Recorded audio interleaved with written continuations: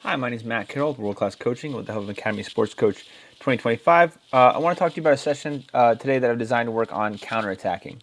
So what I've got started here is just kind of an activation drill. We've done this drill with my teams where we've done some things where it's more technical work, where they're doing something where they're dribbling off of this, or it's conditioning work where they're sprinting around the cones, and we're working on high intensity stuff. But with counterattacking, we're dealing with a lot of with both those things and trying to put them together. So in this situation, what I've got going on here is you've got an attacking player who's looking to score on these two goals, and you've got a defending player who's trying to stop them from doing so and remove the ball from the grid here, this diamond grid here. So what we have here is starts the whistle. Defender will run around here and they have to touch this ball. Or, you know what? I messed them up because watch. So the black player should be over here and the yellow player should be over here. Even when I do these drills, sometimes I just get mixed up with it and then they run through it once like, Coach, what are we doing? Or if there's anything with adding, usually it's some player will be like, I'll do it, Coach, I got you. So sorry. So yellow will run, or did I just do it the same way? Oh no, I think I got it. So yellow will run here, touch the ball, and have to run back over here to come back through here to defend. Black at the same time will have to run around this way, touch the ball, and run back around here. And now we've got a situation where we're going 1v1 in this box to these goals with yellow trying to defend. So what we're working on here in terms of counterattacking is we're working on that you're sprinting, it's quick, we're working on tempo, we're working on pace, but we're working on the context of that. This tempo, this pace, you're sprinting, but within that, can you still make the right decisions? This touch, the ball is stationary here, and we take the touch into the grid. Now if this player comes around maybe too close to this goal, we take a touch here out wide.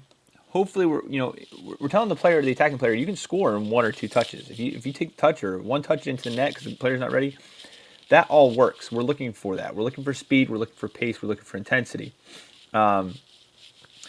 So if that player can get there quickly, while they're sprinting, the head's moving up and down. There's a lot of tempo. They're racing to try to beat the other player. But we're also asking them to make good decisions. We're also asking them to make decisions that are going to be to make it so that this player, that's the defending player that's running around, doesn't have the time to get back into position. Because what we're talking about here is when we're in counterattack, the faster we go, the quicker we're able to get to the positions we need to, the quicker we're able to get the goal and have more time in the attacking third or in the box.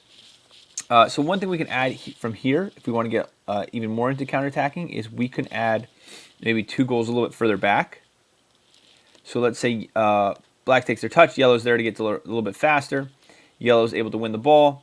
Yellow then can go and steal the ball, and then they have goals they can go after. They have some kind of countermeasure to go and attack from there. So where I would go from here is I'm going to set up a 3-man grid, overload sprint game. So before we go to 3, I'm all over the place today. So in this game, we've got two players in black attacking here. Now you can do this pug goals. You can do this with bigger goals. Just for the sake of just not having to put goalies in here, I'm going to do pug goals here. So I've got pug goals and two attacking players. And it's a 2v1. All right, so we have a 2v1 here. We have a numerical overload. We're trying to get to this attack quickly. We're trying to play passes that open them up. So in this phase of the counterattack, we've already won the ball. All right, we're on the breakaway. We have the numerical advantage from the counterattack. We want to make sure we don't squander this attack. We want to move quickly. So what we've got here, and this will continue to build up. We have two yellow players waiting. So kicks off. Black 2v1. They're trying to score as quickly as possible. They're trying to use that numerical advantage. Now, if they don't use that numerical advantage and they can't get there fast enough, now we maybe make this, if it's too quick, maybe they have to do a couple of these poles. But yellow will have to run pole to pole, go around it, and as soon as they go around the cone, they can enter the grid. And then now we have a 3v2. So what we'd have here next, after it goes to 3v2, now Black's lost the advantage. Yellow wants to use that advantage. They have the numerical advantage. They want to go score quickly. What we have here now is 2 players in black. Same thing. All right. As soon as yellow crosses the grid, maybe black can go. Again, we want to make it something where they're working pretty hard. It's not just like immediate. So maybe this is a long sprint. They have to sprint from very far away. But the idea is the faster you can get there, players tend to be like, oh, I'm not going to get there. So you'll see a lot of players on the counterattack not really chasing the ball, not moving very quickly. Excuse me. Hey, good luck down there. Hopefully we score. We really focus on the players. If you see someone going forward, we want to go forward. We want to get numbers forward. We want to go and attack. So we have them here. Hey, we're numbers down. Let's make sure it's numbers up. So they sprint in there, or maybe they go the other way, whatever it is, and then we just keep overloading it until eventually we have an 11v11 game or to whatever number you're looking for. So the idea here is just where the attacking team, speed, get forward fast, get there before the other team can add numbers. Defending team, delay, stop the counterattack, the theoretical counterattack that will be going on. Slow them down as much as possible and make it so it's a situation where we can get numbers up and go and counter the counterattack.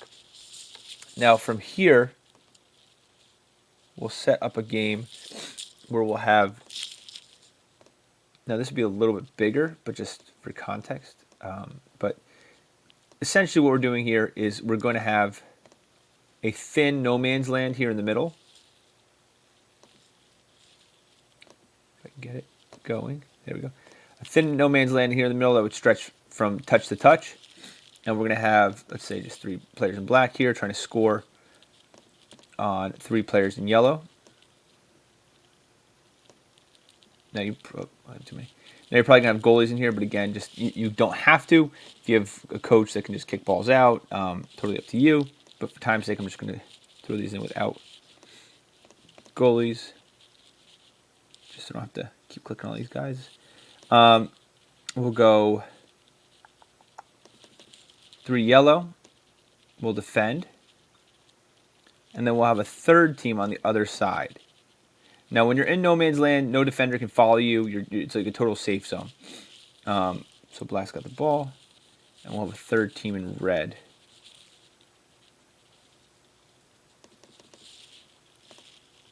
Over here. All right, so black goes up. Again, counting, not my strong suit. All right, so black's going to attack here. They're trying to score on this net. They do. Great. What they do is they take the ball out, and then they turn around. Yellow's going to let them go through, and they would go into no man's land. And then they would go against red. Now, red cannot press them, attack the ball, whatever, until black goes out of no man's land into this red grid. Now, let's say on this side, we have a different situation. Black is attacking, and they lose the ball. So yellow is able to take it. Black can counter press, but if yellow is able to make it in the grid, they're safe. And the idea here is, if you don't have the numbers up, you might have to slow up. If you're way over here and everybody else is defending the net, it's a 3v1 over here. You're going to slow things down. Right, we don't have the numbers. We don't have a situation where we're going to be able to counterattack. Maybe this is simulating. Maybe the opposition's in a low block. Maybe it was just like they were counterattacking. We got the ball, and there's just not enough numbers to get forward. Whatever that may be. Now maybe there is an opening. And 3v1 makes sense because there's an avenue to goal because red was spread out or something along those lines. It's a decision-making aspect where we're trying to ask the attacker here: should you stay or should you go? Is it the right time to then go and put pressure on the opposition and go attack them, or is it time to kind of sit back and wait for reinforcements and hold the ball and spread the field out? If they choose to go, as soon as they enter the grid, red can press. If they wait, they're safe here until maybe the other yellow players make overlapping runs or something along those lines. So a lot of what we're doing here is that the moment of the counterattack, not so much counterattacking when we win it, that what I call the light switch moment, the moment after you've won the ball. This is more of a focus on we've won the ball, we're moving forward, we're looking to find numerical advantages. We're on that breakaway. What does that look like? And we're trying to simulate that situation as much as possible. From here, then, I go into my scrimmage, and I'm looking for the same things I've been working out into the entire session. What does it look like when there is that breakaway? Who's running? Where are the runs?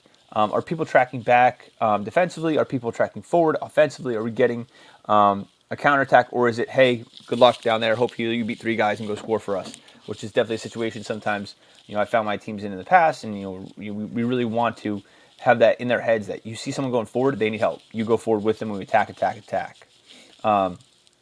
So I'd love to hear in the comment section some of the things you guys do. Is there specific patterns you guys work on? Is there a certain run you're looking for? Hey, when we make this run, someone needs to be making this run wide to spread out the defense. Someone needs to make the run straight at the goalkeeper to keep him occupied.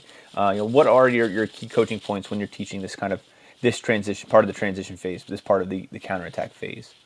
So once again, my name is Matt Carroll, World Class Coaching, with the help of Academy Sports Coach 2025. I hope this session finds you well.